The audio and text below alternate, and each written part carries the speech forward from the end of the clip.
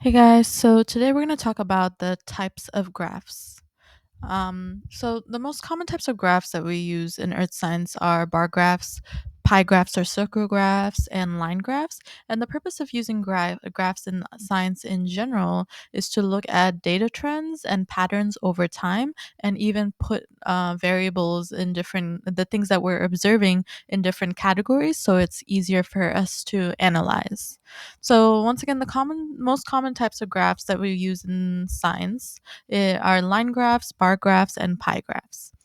Line graphs, as you can see here, are graphs that use lines to connect data points, and they show patterns, trends, and relationships between variables over time. For instance, over here, I can see the average monthly rainfall of City 1 and City 2 over time, over a couple of months. And I can also not only look at patterns and trends, but also the relationship between rainfall in City 1 and City 2 over time.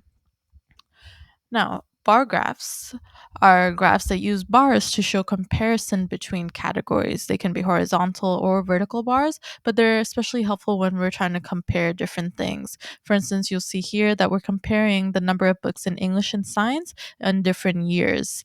We're comparing the birthday of different students every month, and so on. Next, we have a pie graph. Pie graphs are circular graphs that divide in different slices or proportions to show parts of a whole. For instance, over here, for sport popularity, we're seeing that soccer constitutes as most of the pie graph, meaning it's most popular by 45.5%. And it looks like surfing is the least popular. So it's showing what percentage is out of 100%. And that's it. Thank you.